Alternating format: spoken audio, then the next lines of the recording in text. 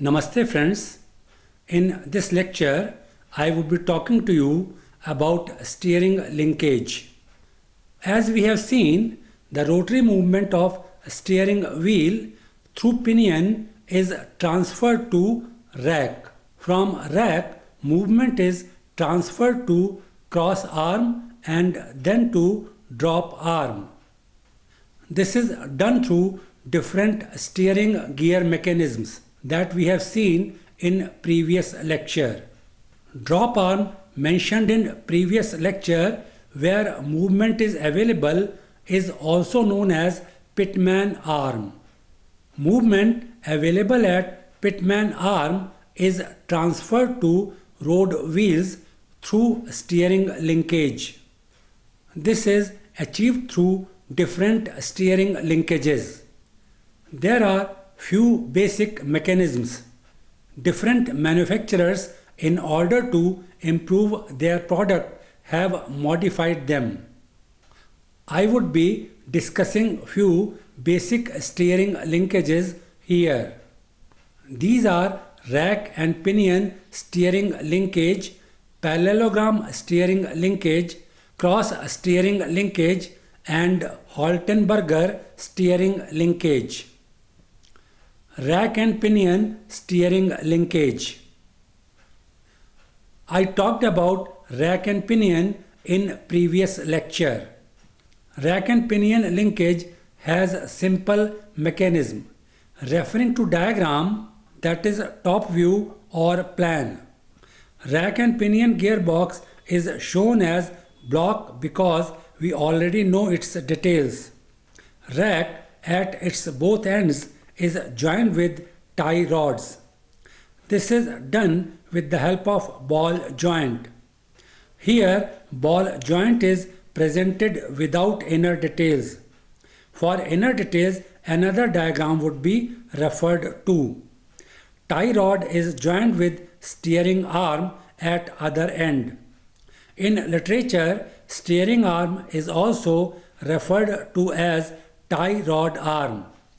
Swivel pin is inserted in the hole provided at the end of steering arm. This swivel pin is assembled inside the fork that forms an end of stub axle. Road wheel that has not been shown is mounted on stub axle. Rack has linear movement as indicated by arrowheads. With its linear movement, tie rod pushes and pulls steering arm. This changes the direction of stub axle about swivel pin. With this, direction of wheels also change and vehicle takes a turn.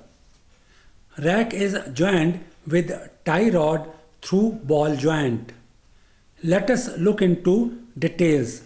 Referring to diagram that represents one end of rack.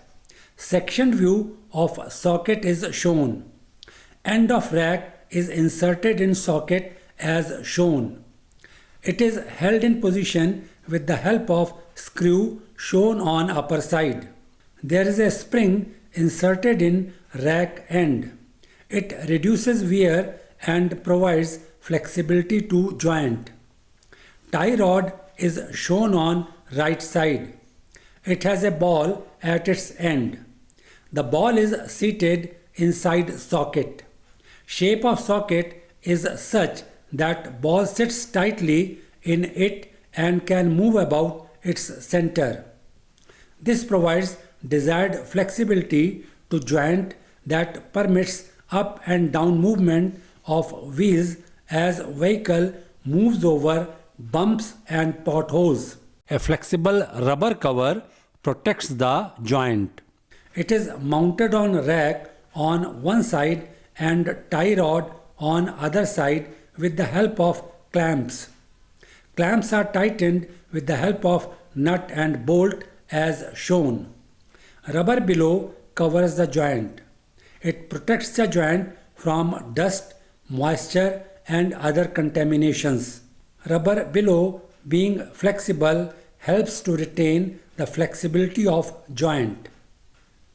Parallelogram steering linkage. Pitman arm is connected between cross arm in steering gear and center link. It has clockwise or anti-clockwise movement. Accordingly, center link has linear movement.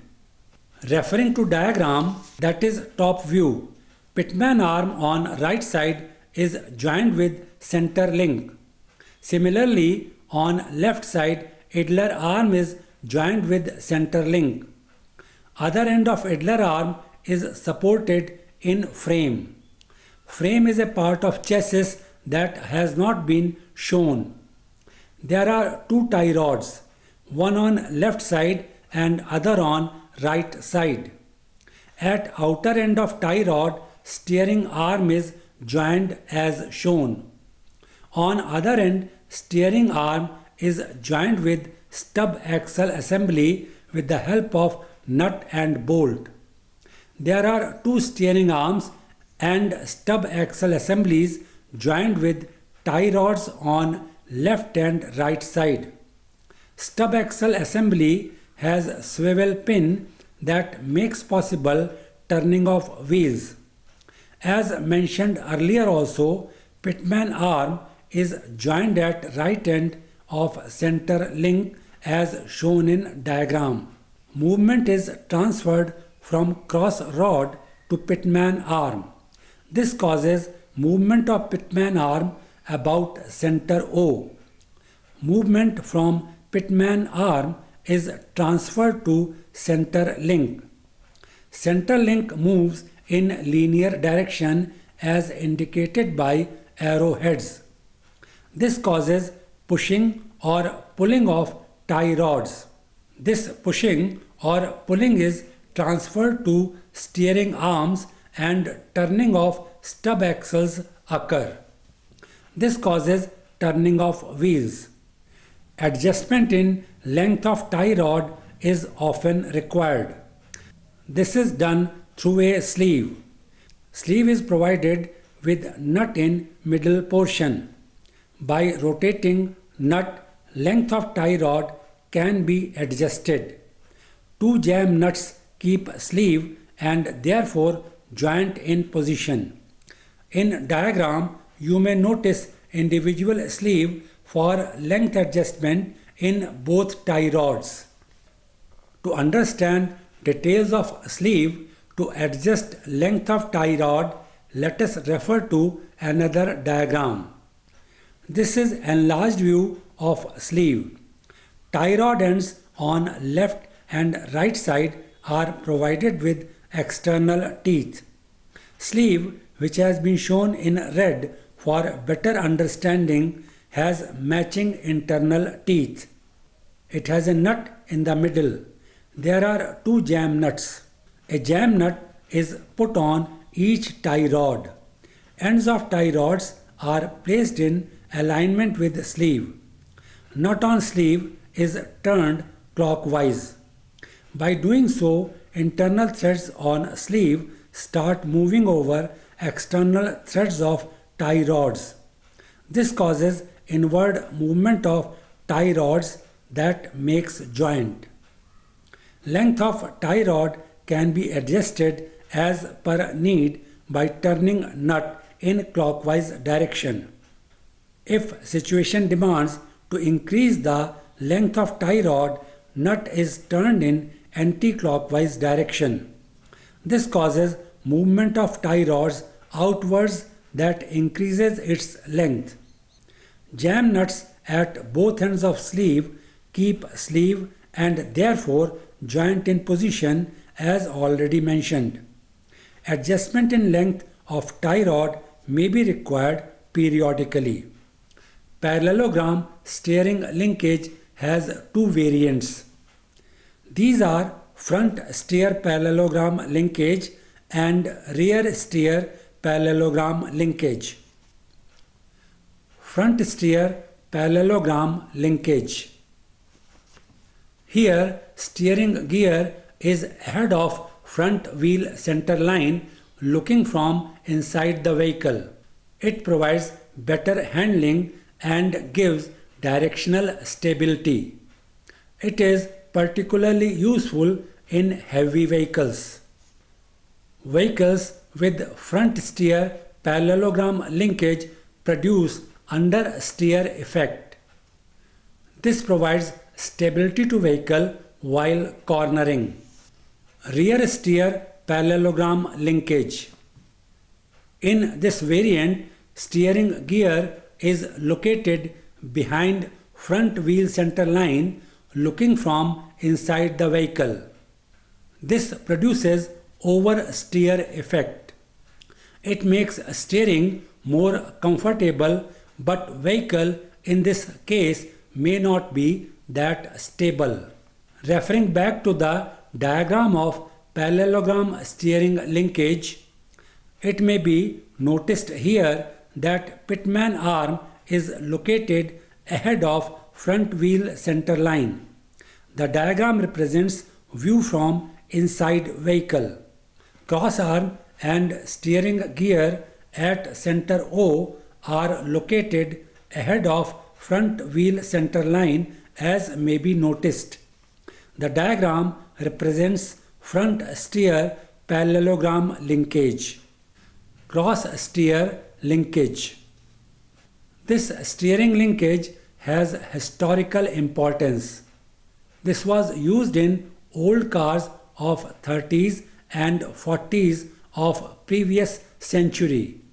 This linkage does not find place in modern cars, though its modified version is used in vehicle with four-wheel steering.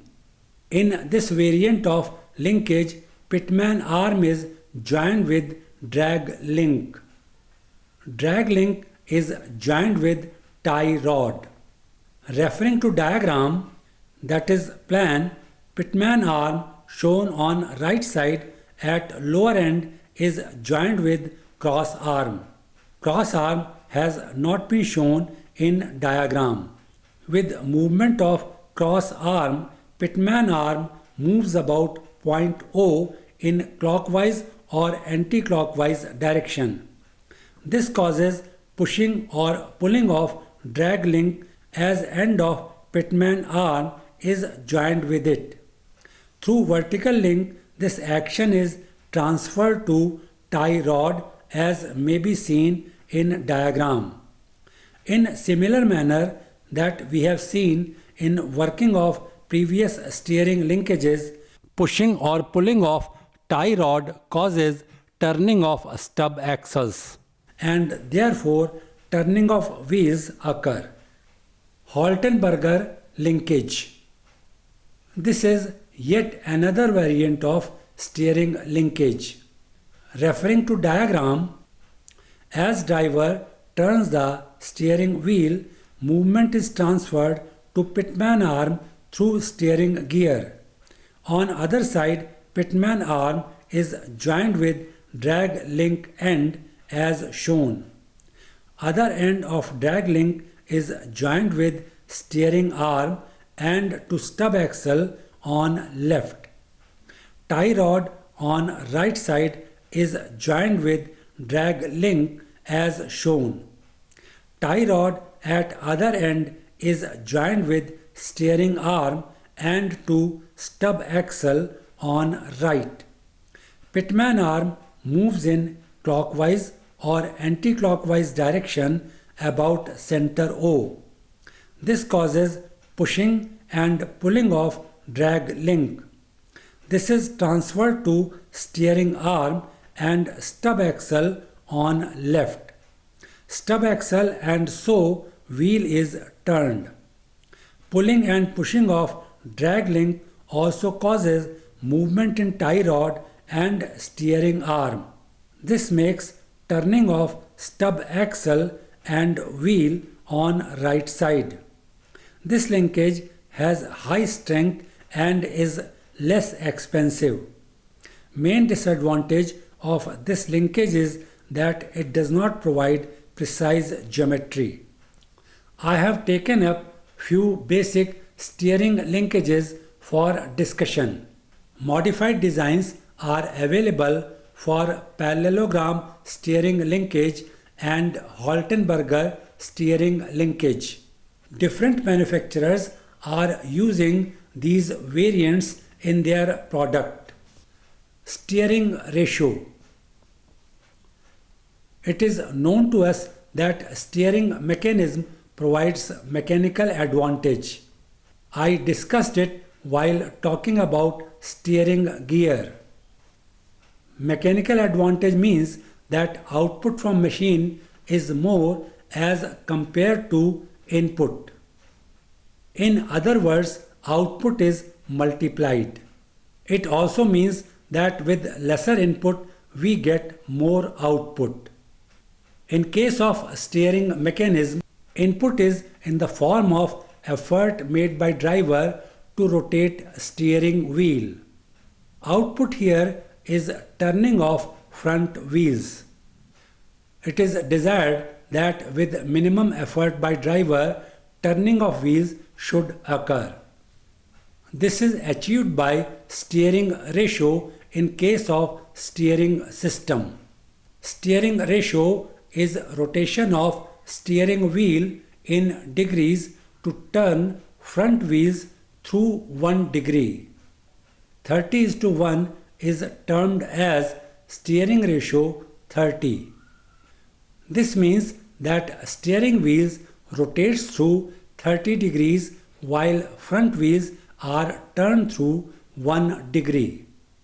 This means that driver has to turn steering wheel through large angle to turn the vehicle. However, it requires less effort.